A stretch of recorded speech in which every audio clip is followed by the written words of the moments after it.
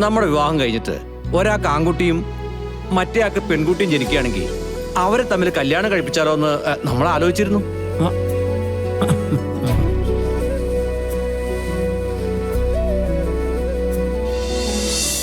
അല്ല, നിങ്ങള് ഈ നാട്ടിലുള്ളതല്ലേ? No, no. Actually, I'm coming from Canada. I'm a Canadian citizen. Why are you here? ഞാൻ അച്ഛൻ അമ്മ എല്ലാവരോടെ വന്നതാ ഇവിടെ തൊഴാൻ. You can see the mountain view from here. And altogether, it's a beautiful village. Oh thank you thank you. English നല്ലപോലെ സംസാരിക്കുന്നുണ്ട് ഇയാള്. ഞാൻ ഇത്ര എക്സ്പെക്ട് ചെയ്തില്ല. തൊട്ടടുത്ത് ഒരു ടാക്സി സ്റ്റാൻഡ് ഉണ്ട്. ഓ അവിടുത്തെ ഡ്രൈവർമാരോട് ചോദിച്ചാ അവര് ഡീറ്റെയിൽ ആയിട്ട് പറഞ്ഞു തരും. ആ കണ്ടാൽ നല്ല മാന്യതയുള്ള ഡ്രൈവർമാരോട് ചോദിക്കണം. ആ താങ്ക് യു.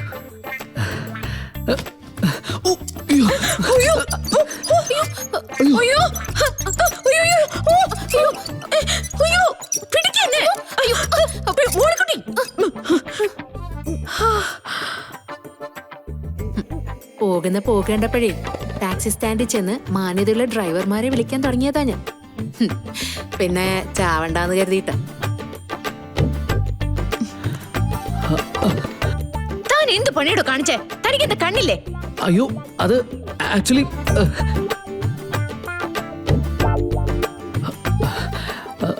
അത് എന്താ പ്രശ്നം എന്നറിയോ? ജസ്റ്റ് ഈ മുണ്ട് ഞാൻ ഫസ്റ്റ് ടൈമാ. I can walk with this. ആ ഓക്കെ, എന്തായാലും താനൊരു കനേഡിയൻ സിറ്റിസൺ അല്ലേ? Only because of that I accept your sorry. Thank you. ഇപ്പൊ പൂജ കഴിഞ്ഞിട്ട് മാറി നിൽക്കുന്നുണ്ടാവും.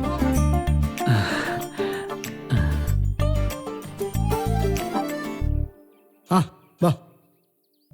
ആഹാ, നമ്മള് പരസ്പരം പരിചയപ്പെടുന്നതിന് മുമ്പ് തന്നെ മക്കള് പരിചയപ്പെട്ട് കഴിഞ്ഞല്ലോ.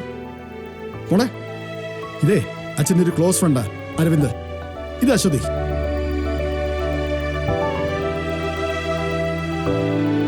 അല്ല, മോക്കെന്ത് പറ്റി? ഓ ഒന്നും പറയണ്ടതേ, ചെറിയൊരു ആക്സിഡന്റാ. ഓ അതെ, ഇവർ രണ്ടുപേരെ പ്രേമിച്ച് കല്യാണം കഴിച്ചവരാ മോളെ. ആ വിവാദമായ കല്യാണം നടത്തി കൊടുത്തത് അച്ഛനാ. ബാക്കി ഡീറ്റെയിൽസ് ഞാൻ പിന്നെ പറയാം. ഇവരുടെ ഒരേ ഒരു സന്തതിയാ ഈ നിൽക്കുന്ന ആനന്ദ്.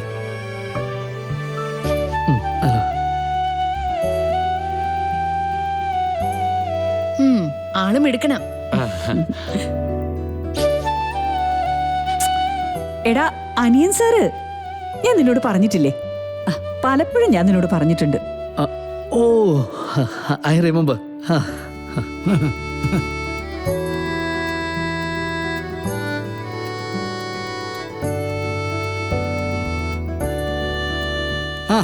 അരവിന്ദേ, ദേ ഇത് ശാന്തി, എന്റെ സ്വന്തം അനിയത്തിയാ. നമസ്കാരം. പിന്നെ ഇത് മോളിക്കുട്ടി, എനിക്ക് എന്റെ മോളെ പോലെ തന്നെ.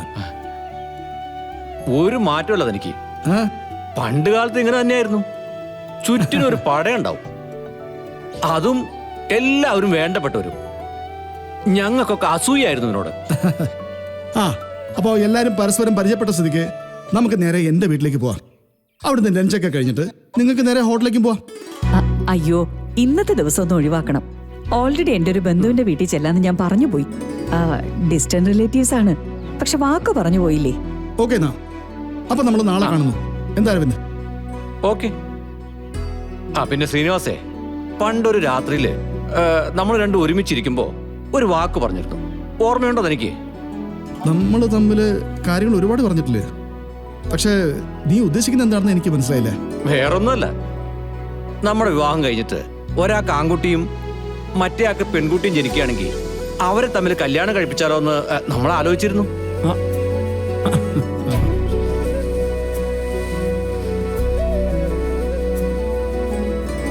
ഓ അത് ഓർമ്മയുണ്ട്. ഓരോ കാലത്തിലും ഓരോ രീതിയല്ലടോ. അപ്പൊ പറഞ്ഞ പോലെ നാളെ നേരെ അങ്ങ് വരിക. എന്റെ വീട്ടിലേക്ക് പോകണമെന്ന് ആരോട് പറഞ്ഞാലും മതി, അവര് കൊണ്ടുവന്ന് ആക്കി തരും. മോനെ അനത്തെ പോട്ടടാ. ആ ശരി. അശ്വതി, അരവിന്ദേ, നടക്കട്ടെ. വാ മോളെ, വാ.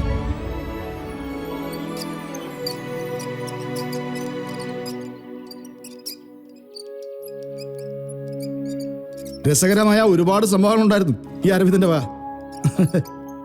അതൊക്കെ നമുക്ക് വീട്ടിൽ ചെന്ന് പറയാം.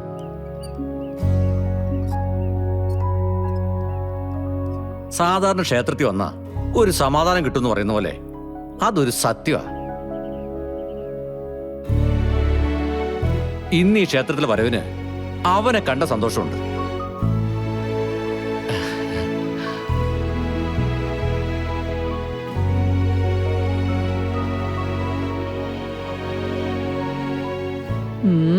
എന്താടാ? നത്തിങ് അമ്മ.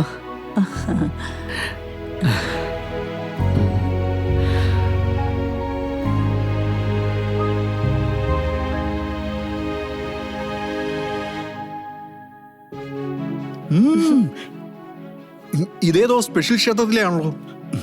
പായസത്തിന് വേറൊരു ടേസ്റ്റ്. എന്തായാലും അത് കൃത്യമായിട്ട് കണ്ടുപിടിച്ചല്ലോ. കുറച്ച് ദൂരെയുള്ള ഒരു ക്ഷേത്രമാണ് കുഞ്ഞെ. ഓക്കെ, ഇത്രയും ദൂരെയുള്ള ഒരു ക്ഷേത്രത്തിൽ പോണെങ്കിൽ അവിടെ എന്തെങ്കിലും ഒരു സ്പെഷ്യാലിറ്റി ഉണ്ടാവുമല്ലോ. അതെന്താ സംഭവം പറ. അത് ഞാനേ ഒരു മുത്തശ്ശിയാകാനുള്ള പൂജ കഴിപ്പിച്ചു. മുത്തശ്ശി ആകാനായിട്ട് പൂജയോ? ആ ക്ഷേത്രത്തില് ദമ്പതിമാര് തൊട്ടില് കെട്ടുന്ന ഒരു ചടങ്ങുണ്ട്. ആ തൊട്ടില് കെട്ടിക്കഴിഞ്ഞ അടുത്ത 1 വർഷത്തിനുള്ളില് അവർക്കൊരു കുഞ്ഞ് ജനിക്കുമെന്നാണ് പറഞ്ഞു കേട്ടിട്ടുള്ളത്. നവീനും ഗാഥമോളും അത് ചെയ്തു.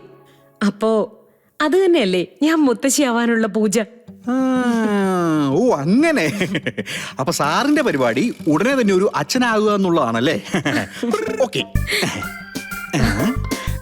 ഇപ്പൊ വരാവേ.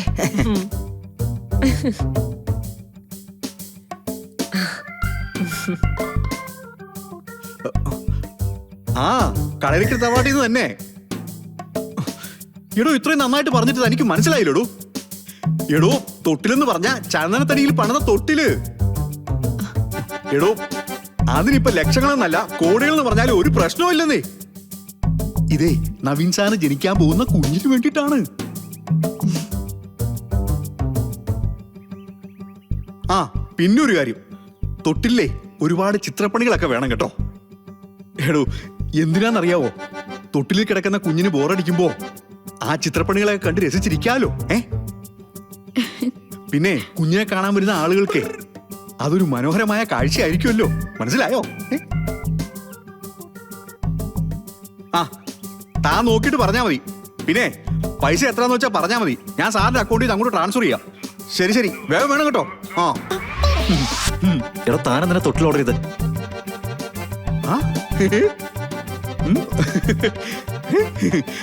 സാറെന്തിനാ അമ്പലത്തിൽ പോയി തൊട്ടിൽ കെട്ടിയത്? അത് കുഞ്ഞുണ്ടാവാനല്ല. കുഞ്ഞുണ്ടായാലും അതിന് കിടക്കാൻ തൊട്ടിൽ വേണ്ടേ? അതല്ലേ ഞാൻ ഓർഡർ ചെയ്തത്, അല്ലേ അമ്മേ?